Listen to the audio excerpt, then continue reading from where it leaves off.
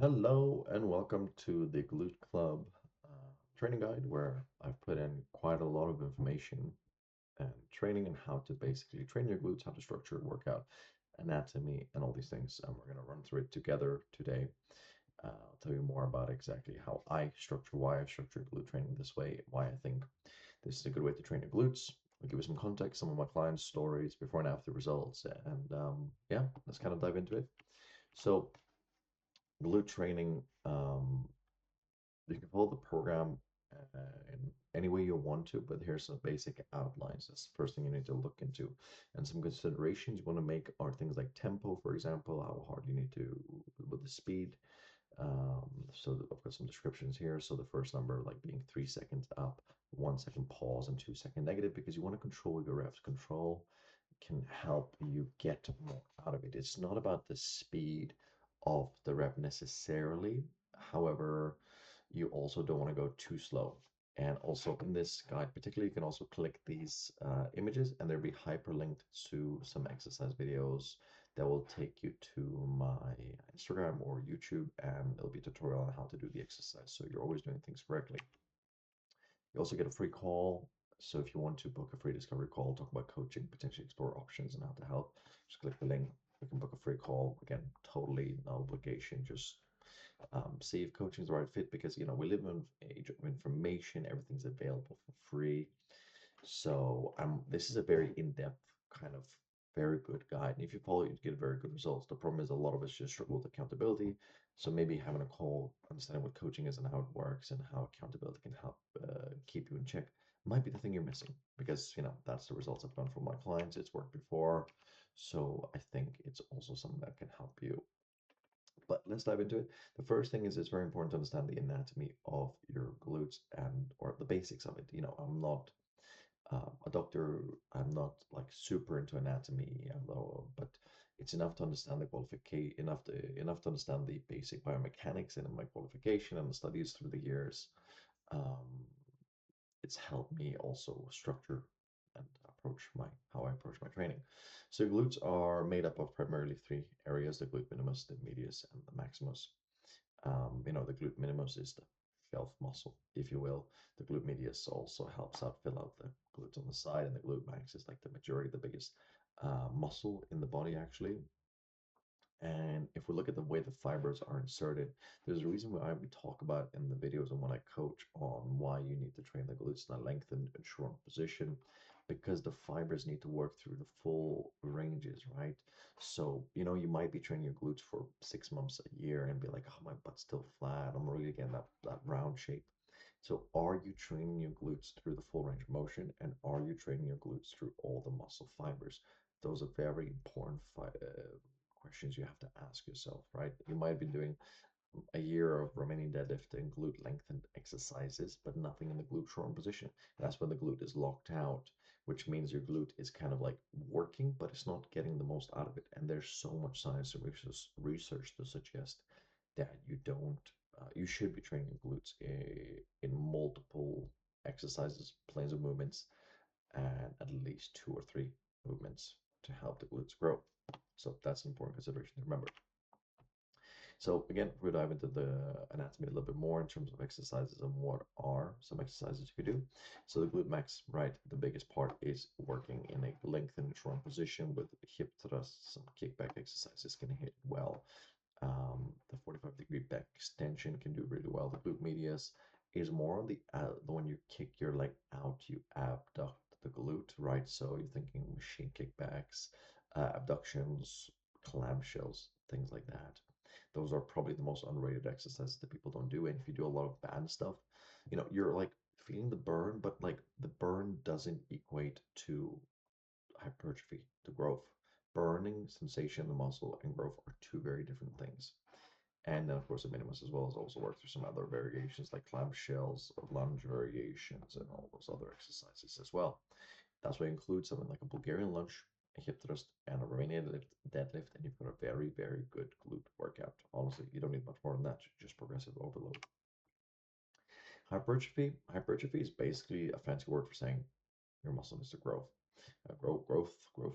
Atrophy is the opposite. Atrophy is what's happening when I'm sitting right now on my butt. My butt is atrophying. It is decaying, right? There's a reason why runners have like people make jokes of runners who have a flat butt because they don't train. They run away their glute muscles and their fibers, and you don't want to be like that, I assume. So hypertrophy is the causation of muscle growth. There's a lot of science and here in terms of like what reps sets in certain areas you need to stick in for hypertrophy to occur. So like I said, the burning sensation is not hypertrophy occurring, it's just your muscle getting better at endurance. Hypertrophy occurs when you're hitting weekly volume of 12 to 20 sets or more per muscle group. So what that means is if you've got, let's take 3 exercises, a Bulgarian lunge, Romanian deadlift, and a hip thrust, and you do let's do 4 sets for the sake of argument. So you do 3 exercises and you do 4 sets, so 4 times 3 is 12. So you're going to be on the lower spectrum, but still in the adequate weekly volume for hypertrophy to occur. That's based on science, on studies, research, and so on. Now, the reason it's still like broad between 12 and 20 is because you want to train your glutes ideally twice a week and give them enough stimulation. So you could do 3 sets, 3 exercises, that's 3 times 3 times 9, session 1, and then session 2 could be again 3 times 3, and then in total you've got 18 reps, sorry, 18 sets in total, which is on the higher spectrum. Now, like 12 is not like, oh, I'm not going to get glute growth. 20 is like, oh, I'm going to get the maximal glute growth. It's very much down to what you can recover, what can you train, and what is good for you, and adaptations, genetics, nutrition, all those things are important. So it's very much like, okay, I'm going to do a training period or a block. I'm going to hit 12 reps, 12 sets of hypertrophy on my glutes for 3 months. Am I getting stimulus? No. Okay, I'm going to up it to 14, up it to 16. Okay, 18 I can manage, but I can barely recover. So maybe 17, like that's where the coaching aspect and tracking is very, very important. Same with the reps, hypertrophy occurs anywhere from like 5 to 12 reps. It can be a little bit higher, it can be a bit lower, of course, but generally you want to stick in that 5 to 12 rep range, focusing on near progressive overload. So intensity is training close to failure, and also resting is very, very important. The biggest thing I found through years of coaching and PTing is that people, they don't rest long enough. They'll do these circuits, they'll do these classes, they'll rest 45 seconds, 30 seconds, a minute.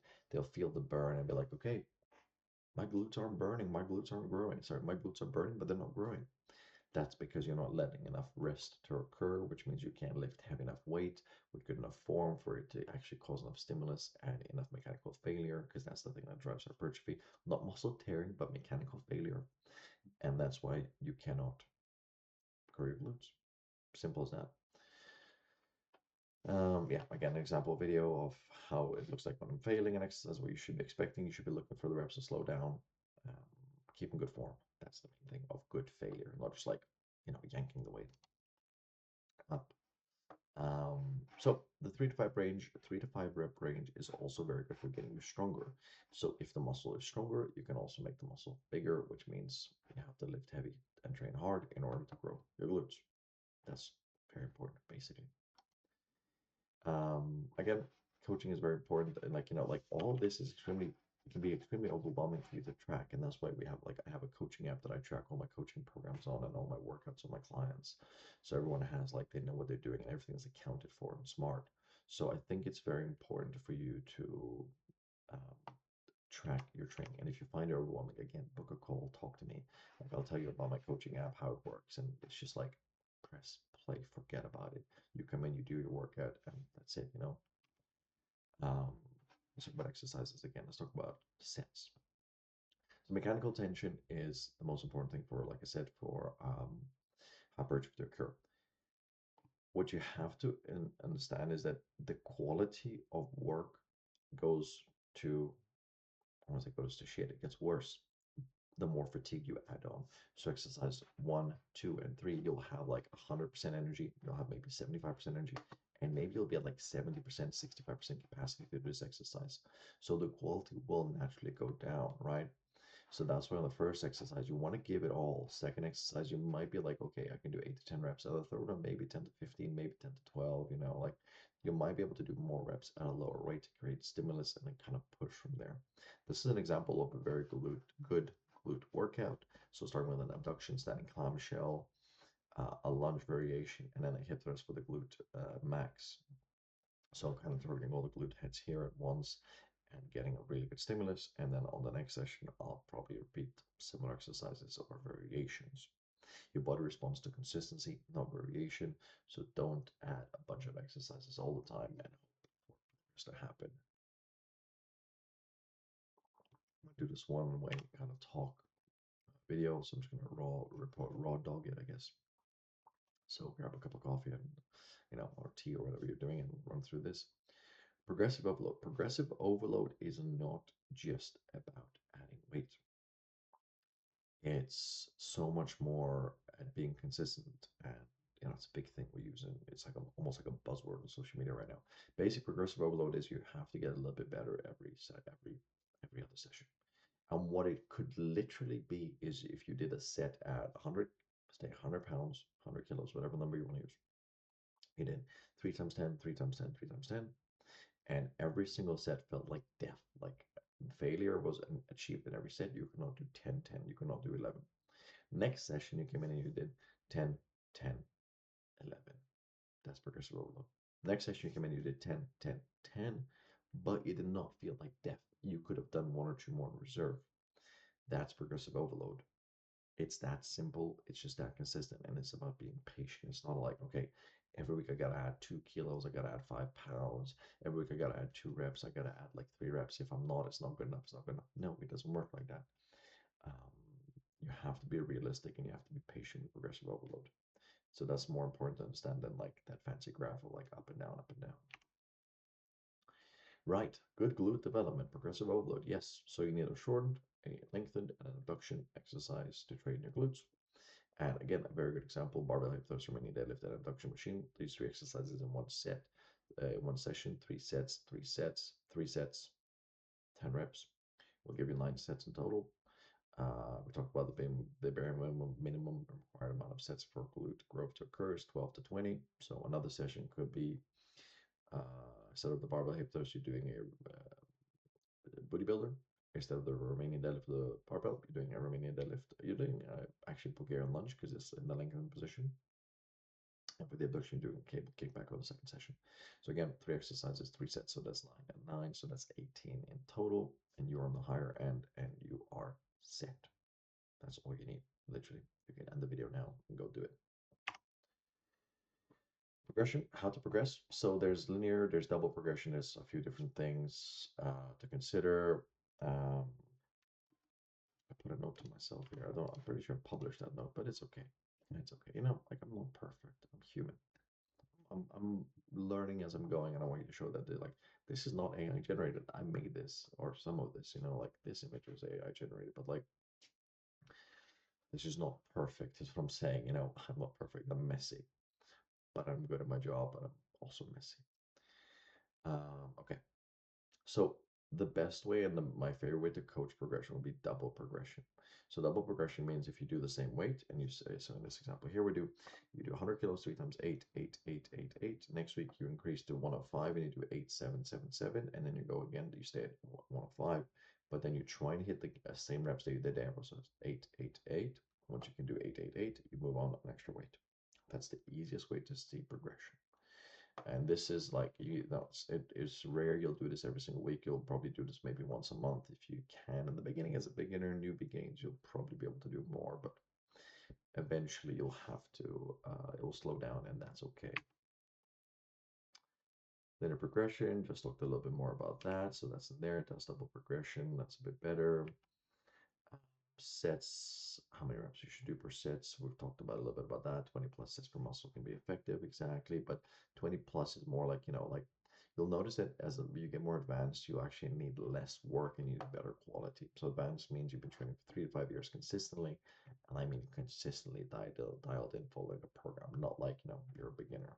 So again, take everything with a pinch of salt and know where you are. I'm assuming a lot of people watching this are beginner to intermediates. You're still learning and kind of going through it. You see what I mean about how like I'm learning and I'm going. This is like page 10, lesson 5, chapter 3. I've now somehow I've really not like cleaned up my act here. You know what I mean? It's very interesting. Rest periods, a really important part for me to talk about here is resting periods are super important. You need to be resting long enough. I cannot emphasize this enough. If you are ready in under 2 minutes, you're not training hard enough. The set you are doing should exhaust you that you need 3 minutes to like catch your breath and be like, shit, I don't know if I can do the next set. That's where you want to be. It doesn't have to kill you, but you have to give it your all effort. Hypertrophy will occur when you're able to keep quality and the same intensity. If you're dropping the weights and you're able to do 15 reps and 20 reps at all times, weight's too light, you're just burning, you're just training endurance. You're not working hard enough. That's basically it for the training. So, if you want to learn more about my coaching, you can visit my website, book the free call. The link is in here, like I said. If there's any questions, let me know, leave a comment. And that's it on how to shrink, train, and grow your glutes.